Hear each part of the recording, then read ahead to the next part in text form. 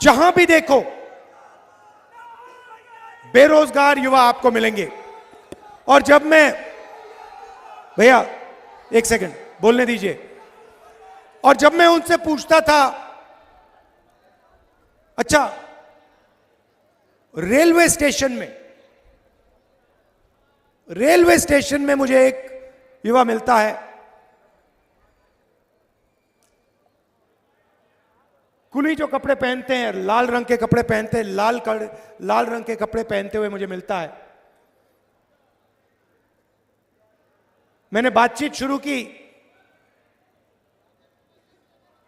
मैंने कहा कुली बनने से पहले तुम्हारा सपना क्या था? कहता है राहुल जी मैं इंजीनियर बनना चाहता था। मैंने पूछा क्या हुआ? कहता है राहुल जी मैंने सिविल इंजीनियरिंग की डिग्री ली, हजारों रुपए मैंने प्राइवेट कॉलेज को दिए, रोजगार नहीं मिला, आज मैं कुली का काम कर रहा हूं। यह इस प्रदेश की और इस देश की सच्चाई है। युवाओं में कोई कमी नहीं है, ऊर्जा है। भैया ये बाद में करना, ऊर्जा है। देश को मजबूत बनाना चाहते हैं, देश को खड़ा करना चाहते हैं, मगर यह देश करोड़ों युवाओं को रोजगार नहीं दे पा रहा है।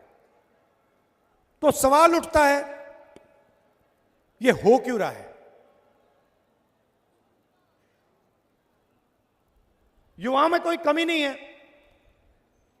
अगर कमी होती तो हम कहते देखो भैया युवा काम नहीं करना चाहते, युवाओं में कमी है इसलिए रोजगार नहीं है। मगर युवाओं में कोई कमी नहीं है। दुनिया के सबसे कर्मठ होशियार युवा हमारे देश में है, इस प्रदेश में है।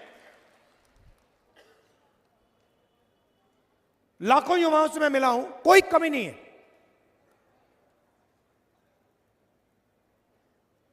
बहुत अच्छी समझ है, ऊर्जा है, मगर रोजगार नहीं। तो सवाल है क्यों नहीं? भाइयों और बहनों, रोजगार बड़े उद्योगपति नहीं देते, रोजगार छोटे व्यापारी जो स्मॉल एंड मीडियम बिजनेस चलाते हैं, जो small scale medium scale manufacturing करते हैं, जो दुकान चलाते हैं, ये लोग रोजगार दिलवाते हैं। ऐसे हिंदुस्तान में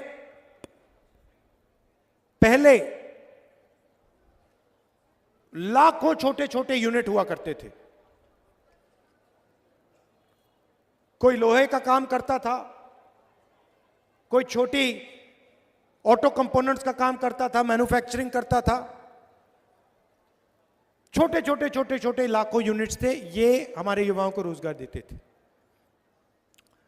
नरेंद्र मोदी जी आए, बीजेपी की सरकारें आई और उन्होंने इन यूनिट्स पर आक्रमण शुरू कर दिया। छोटे व्यापारियों पर, स्मॉल मीडियम बिजनेस पर आक्रमण शुरू कर दिया। कैसे किया? नोटबंदी और जीएसटी। जीएसटी भाइयों और बहनों ये टैक्स नहीं है। जीएसटी किसानों पर, छोटे व्यापारियों पर, स्मॉल और मीडियम बिजनेस वालों पर आक्रमण है। ये हथियार है जीएसटी। छोटे बिजनेसेस को मारने का, खत्म करने का हथियार है। पहली बार हिंदुस्तान में, पहली बार किसान टैक्स देता है। 12% ट्रैक्टर पे, 18% पेस्टिसाइड पे, 5% फर्टिलाइजर पर। हमारा किसान जो इस देश की रीढ़ की हड्डी है, वो जीएसटी में टैक्स देता है। और पूरा देश जीएसटी में हर रोज पैसा भरता रहता है। गाड़ी में पेट्रोल डाला, स्कूटर में पेट्रोल डाला, जीएसटी। कपड़े खरीदे, जीएसटी। स्कूटर खरीदा, जीएसटी। किसान खेत में काम कर रहा है, ट्रैक्टर चला रहा है, जीएसटी। जीएसटी कौन देता है? जीएसटी देश की गरीब जनता देती है। और सुनिए, जीएसटी ओबीसी वर्ग देता है, दलित वर्ग देता है, पिछड़ा वर्ग, आदिवासी वर्ग देता है, और जनरल वर्ग के गरीब लोग जीएसटी देते हैं।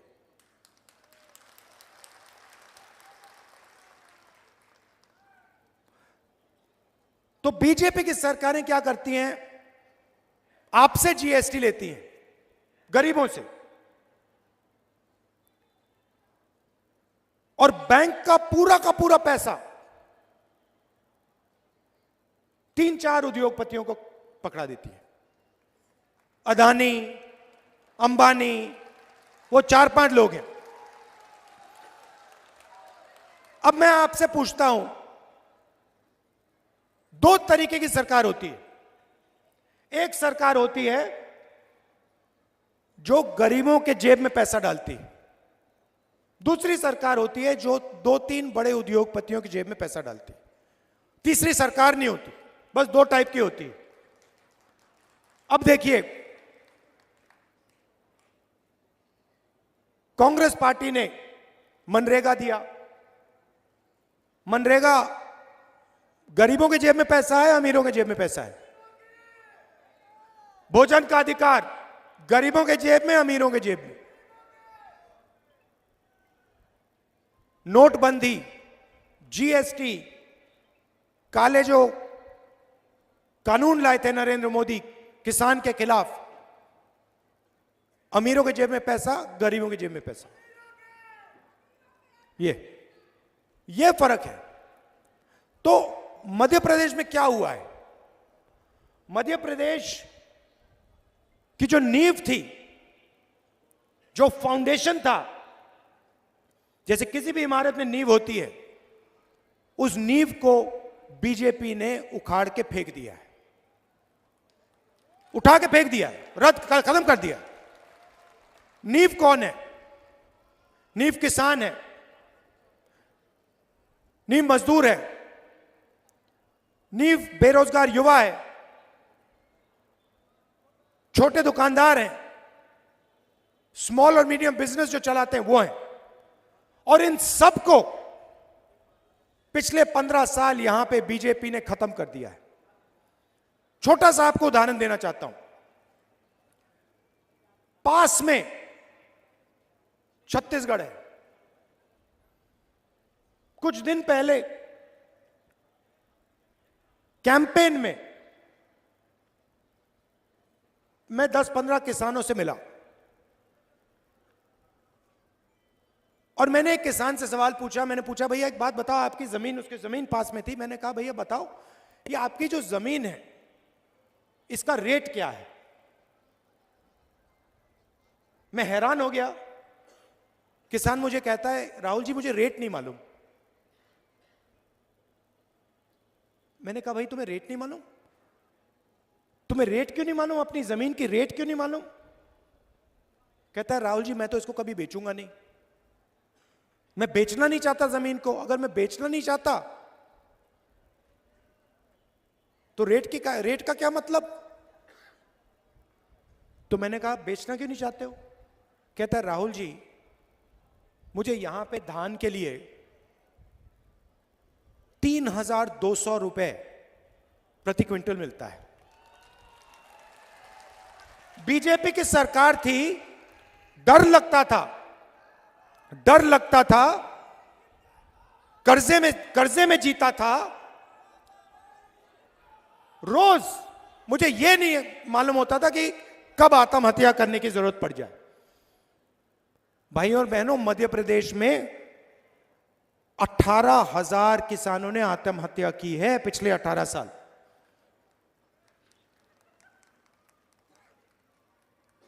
कर्जे के कारण। क्यों? क्योंकि बीजेपी ने उनको सही दाम नहीं दिया। मध्य प्रदेश में किसान को सही रेट मिलता ही नहीं है। सही रेट मिलता नहीं है, कर्जा लेना पड़ता है, जमीन बेचनी पड़ती है। छत्तीसगढ़ में किसान कहता है भैया हमें अपनी जमीन का दाम ही नहीं मालूम। वहां पे स्टेज में पिछले इलेक्शन में, और यहां मैंने वायदा किया था, छत्तीसगढ़ में मैंने कहा था कि देखिए धान का रेट, 5 साल पहले की बात कर रहा हूं, धान का रेट 2,500 रुपए प्रति क्विंटल छत्तीसगढ़ के किसानों को गारंटी करके मिलेगा। पहला वायदा। दूसरा वायदा, छत्तीसगढ़ के किसान का कर्जा माफ होगा। तीसरा वायदा, हर महीने मजदूरों के बैंक अकाउंट में छत्तीसगढ़ की सरकार सीधा पैसा डालेगी। ये 3 वायदे किसानों मजदूरों को किए मैंने, और ये हमने पूरे कर दिए। अब हुआ क्या? नहीं, अब हुआ क्या? बीजेपी पैसा देते हैं अदानी जी को, बड़े बड़े कॉन्ट्रैक्टर्स को, अरबपतियों को। जब बीजेपी की सरकार अदानी को पैसा देती है तो अदानी उस पैसे को कहां खर्च करता है? मध्य प्रदेश में खर्च करता है, आपके गांव में खर्च करता है, कस्बों में खर्च करता है, अमेरिका में जाके घर खरीदता है, जापान में जाके घर खरीदता है, दुबई में घर जाके खरीदता है, दिल्ली में जाके रेस्टोरेंट में खाना खाता है। तो आपका पैसा आपके जेब से निकलता है, जीएसटी से निकलता है, अदानी जी की जेब में जाता है और बाकी दुनिया में चला जाता है।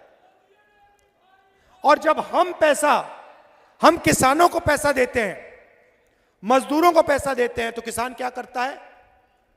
छोटे दुकानदार के यहां जाता है, गांव में, शहरों में, और माल खरीदता है। जैसे ही किसान और मजदूर दुकान में जाकर माल खरीदते हैं, छोटे व्यापारी का बिजनेस चालू हो जाता है। मतलब जैसे मोटरसाइकिल का इंजन चालू होता है, वैसे अर्थव्यवस्था चालू हो जाती है।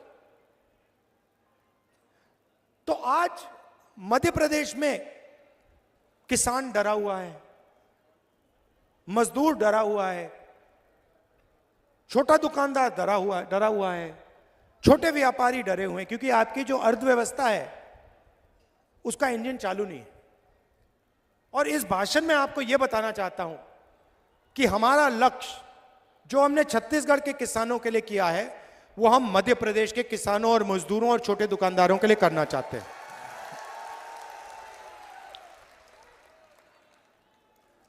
हमने पिछले चुनाव में कर्जा माफी की बात की थी और हमने वो करके दिखा दिया था। और फिर बड़े उद्योगपतियों ने, अरबपतियों ने नरेंद्र मोदी जी और चौहान जी से मिलकर मध्य प्रदेश से आपकी सरकार और हमारी सरकार चोरी की। क्योंकि वो जानते हैं कि मध्य प्रदेश की कांग्रेस की सरकार अदानी जी के लिए काम नहीं करेगी, किसानों के लिए, मजदूरों के लिए, छोटे दुकानदारों के लिए काम करेगी। गैस सिलेंडर का रेट क्या है भैया? 1200। छत्तीसगढ़ में क्या रेट है? यहां पे 1200, वहां पे 500। कितने दिन के लिए देगी भैया? 1 महीना के लिए देगी। उसके बाद हम 5 साल के लिए 500 रुपए का सिलेंडर देंगे।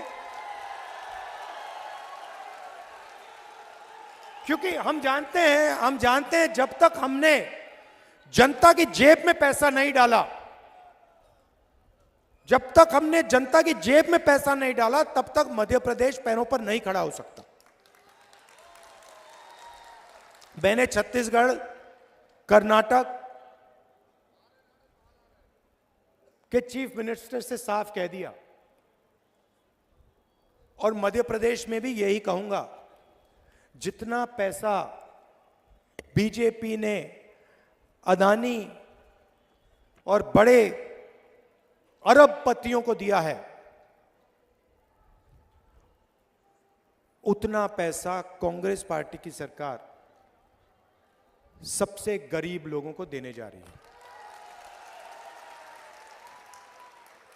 अब देखिए, मेरे सामने अभी आंकड़ा रखा गया, इससे आप पूरी की पूरी कहानी समझ जाओगे। 2021 में 670 किसानों ने मध्य प्रदेश में आत्महत्या की। 670। जानते हो कितने किसानों ने आत्महत्या छत्तीसगढ़ में की? 70 छत्तीसगढ़ में, 670 मध्य प्रदेश में। तकरीबन 10 गुना ज्यादा किसानों ने मध्य प्रदेश में आत्महत्या की है। क्यों? क्योंकि छत्तीसगढ़ की सरकार किसानों की सरकार है, मजदूरों की सरकार है, और मध्य प्रदेश की सरकार अरबपतियों की सरकार है। अब नरेंद्र मोदी जी भाषण देने आए और मैंने उनका भाषण सुना। भाषण में नरेंद्र मोदी जी कहते हैं, भाइयों और बहनों, कहते थे, भाइयों और बहनों, मैं ओबीसी वर्ग का हूं। जहां भी जाते थे, मैं ओबीसी वर्ग का हूं, मैं ओबीसी वर्ग का हूं, मैं ओबीसी वर्ग का हूं। भैया 2 करोड़ रुपए का सूट पहनते हैं, क्या चाय की बात कर रहे हो? हजारों करोड़ रुपए के हवाई जहाज में जाते हैं, हजारों करोड़ के हवाई जहाज में जाते हैं, 2 करोड़ 3 करोड़ का सूट पहनते हैं। खैर, कहते हैं मैं ओबीसी हूं। हर भाषण में बोल बोलकर प्रधानमंत्री बन गए। भैया, एक दिन में नरेंद्र मोदी कम से कम 1-2 सूट तो पहनेंगे। आपने कभी देखा 2 दिन में नरेंद्र मोदी ने 1 सूट पहन लिया? कभी देखा आपने? कभी देखा है? मेरी ये सफेद शर्ट चलती है, बस यही चलती है। यही मैं पहनता हूं। नरेंद्र मोदी हर रोज कोई ना कोई नया कपड़ा पहनते हैं, लाखों रुपए का, और फिर आपसे कहते हैं, पहले कहते थे, भाई और बहनों, मैं ओबीसी हूं। अब कुछ दिन पहले मैंने उनका भाषण सुना, कहते हैं, भैया हिंदुस्तान में सिर्फ एक जात है, वो है गरीब। मतलब नरेंद्र मोदी ओबीसी, और देश में सिर्फ एक जात, वो है गरीब। देश में ना ओबीसी है, ना दलित है, ना आदिवासी है, ना जनरल है, सिर्फ गरीब। ये इनका नया भाषण है। हिंदुस्तान से नरेंद्र मोदी के दिमाग में जात पता है क्यों गायब हो गई? क्योंकि मैंने जाति जनगणना की बात शुरू कर दी। जैसे मैंने कहा कि भैया ये पता लगाते हैं इस देश में कितने ओबीसी युवा हैं, कितने दलित हैं, कितने आदिवासी हैं, किसकी कितनी आबादी है, उस दिन से नरेंद्र मोदी कहते हैं राहुल जी हिंदुस्तान में कोई जात नहीं, गायब हो गई जात, खत्म।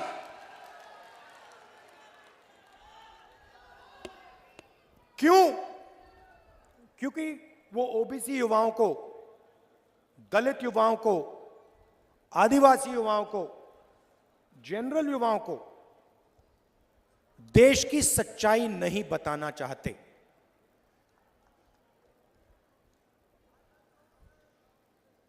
कन्याकुमारी से कश्मीर में चला, मेरा एक्सपीरियंस है सबसे ज्यादा मुझे ओबीसी वर्ग के लोग मिले। जहां भी मैं गया सबसे ज्यादा ओबीसी वर्ग के लोग मिले।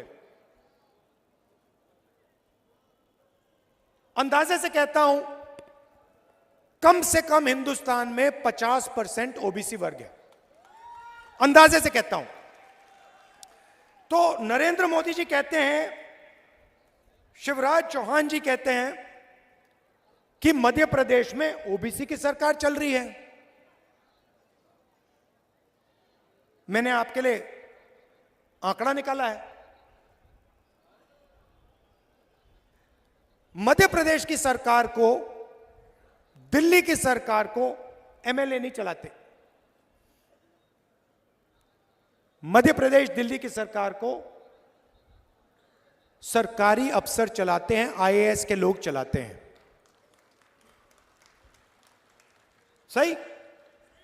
आप किसी भी बच्चे से पूछो, किसी भी युवा से पूछो क्या करना चाहते हो, हम आईएएस में जाना चाहते हैं, आईपीएस में जाना चाहते हैं, क्योंकि वो जानते हैं देश को एमएलए नहीं चलाता, देश को आईएएस चलाती है, आईपीएस चलाती है, अफसर चलाते हैं।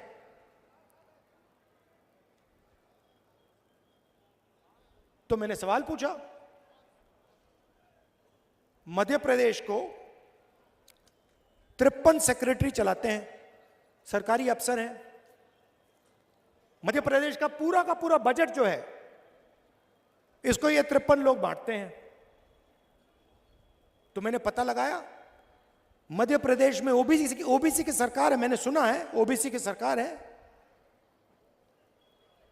तो अगर ओबीसी की सरकार है तो 53 ऑफिसर में से ओबीसी होंगे? नहीं होने चाहिए ना भाइयों और बहनों। 53 में से आप जानते हो कितने अफसर हैं ओबीसी वर्ग के मध्य प्रदेश में? जहां नरेंद्र मोदी, शिवराज चौहान जी आपसे झूठ बोलते हैं कि ओबीसी की सरकार चल रही है, आपको मालूम है कितने हैं? 53 में से एक, 53 में से एक अफसर ओबीसी। अच्छा मजे की बात सुनो,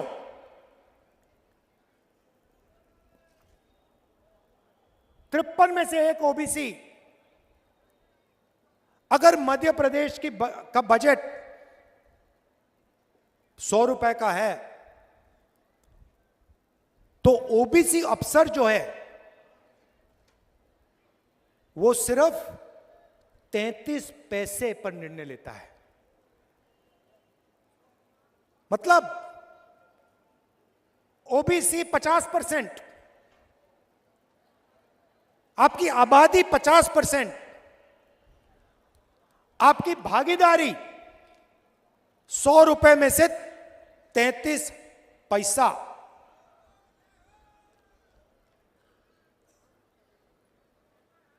आबादी 50%, भागीदारी 100 रुपए में से 33 पैसा। फिर से सुन लो। और नरेंद्र मोदी जी और आपके चीफ मिनिस्टर कहते हैं मध्य प्रदेश में ओबीसी की सरकार। कैसी ओबीसी की सरकार है ये? कौन से ओबीसी की सरकार है? अगर बजट के सारे निर्णय 53 अफसर लेते हैं और उन 53 में से एक ओबीसी है और बजट का 0.3% निर्णय ओबीसी ले रहे हैं, तो ओबीसी की सरकार कैसे? आपको झूठ बोला जा रहा है। यहां कोई ओबीसी की सरकार नहीं है, यहां पे ओबीसी की कोई भागीदारी नहीं है।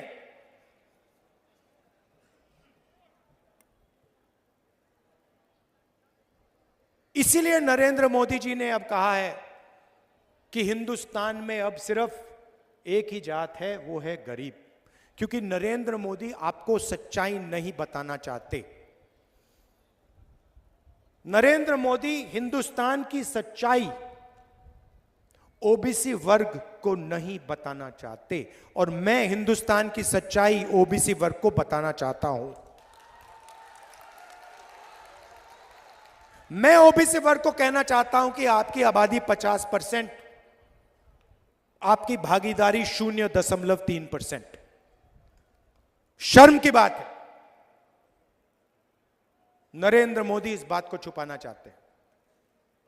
इसीलिए अपने किसी भी भाषण में नरेंद्र मोदी जनजाति जनगणना की बात नहीं कर सकता, क्योंकि नरेंद्र मोदी जी का रिमोट कंट्रोल अदानी जी के हाथ में है। भाइयों और बहनों, रिमोट कहीं और है।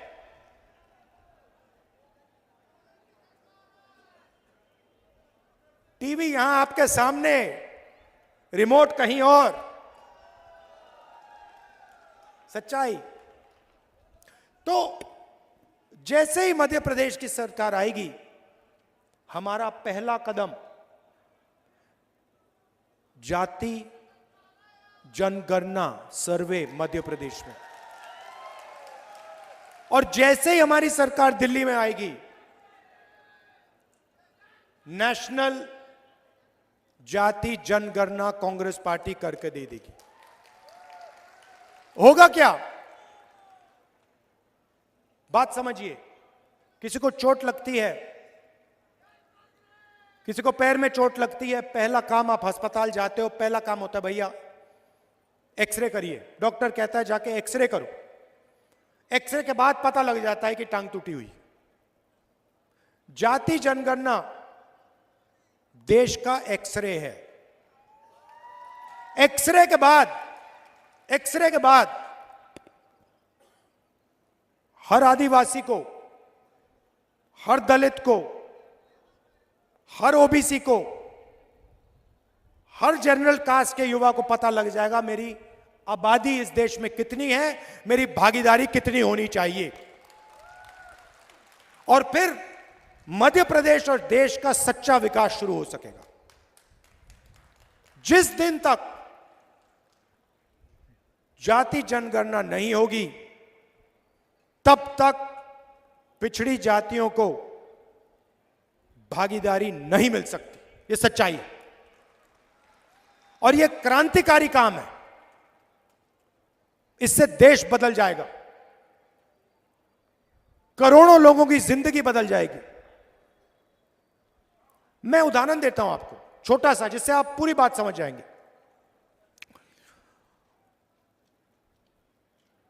कन्याकुमारी से मैं कश्मीर चला, रास्ते में मुझे हजारों किसान मिले।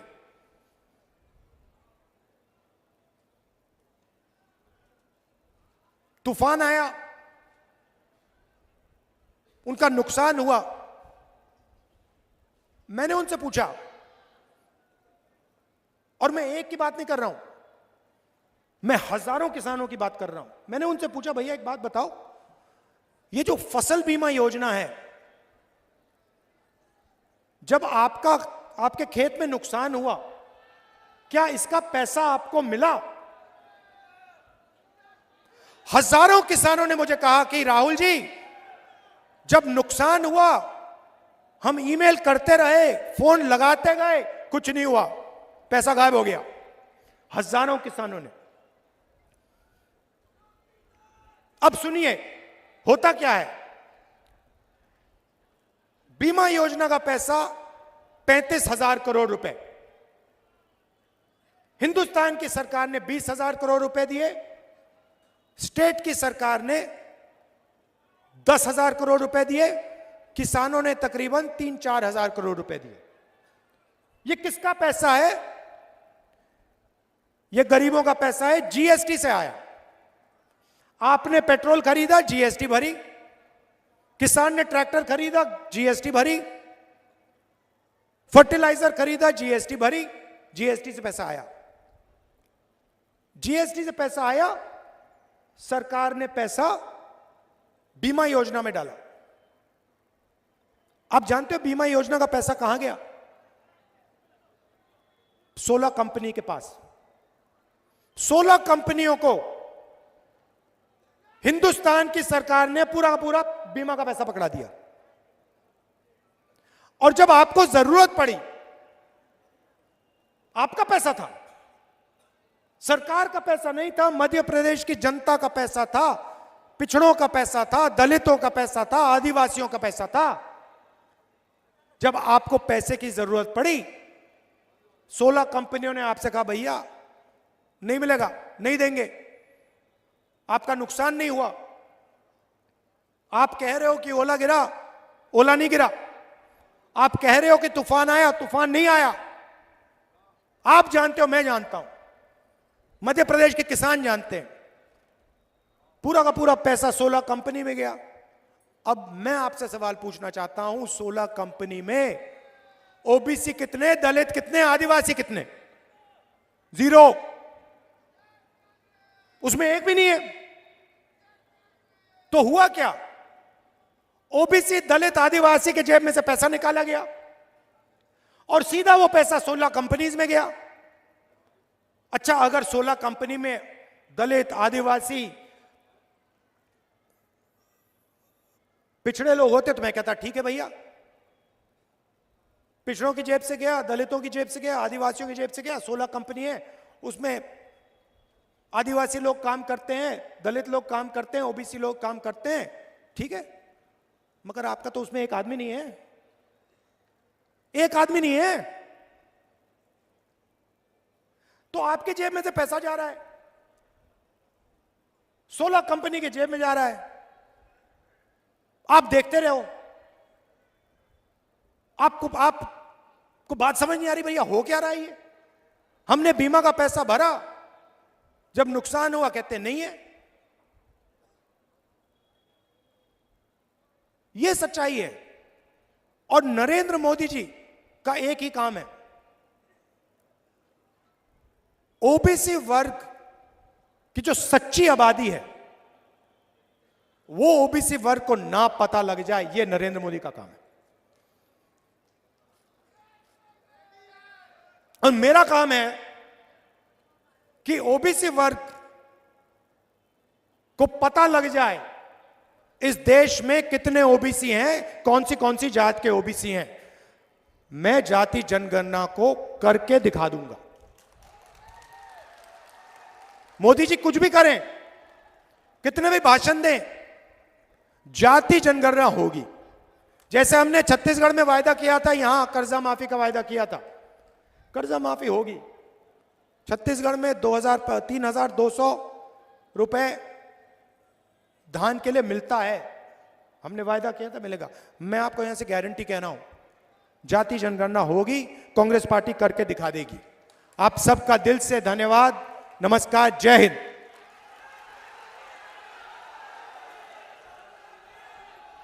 पहले 1 साल हो गया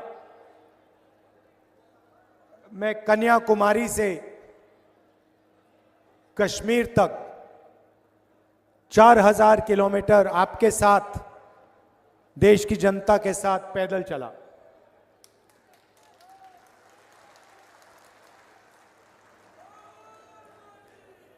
बारिश में, गर्मी में, बर्फ में हजारों लोग एक साथ भारत जोड़ो यात्रा में चले।